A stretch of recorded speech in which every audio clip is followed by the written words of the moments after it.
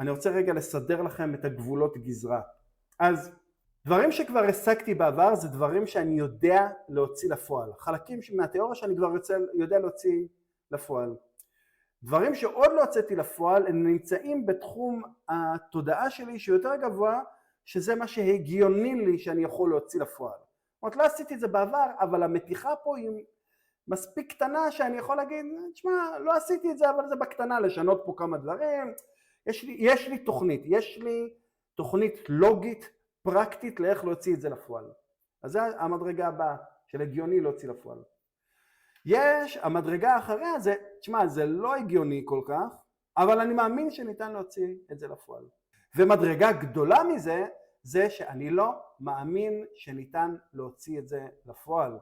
זה לא הגיוני ואני לא מאמין.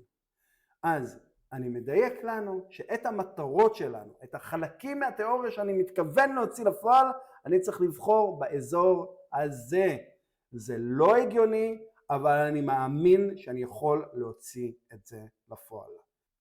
אלה גבולות הגזרה שלנו. אנחנו בוחרים בכתום.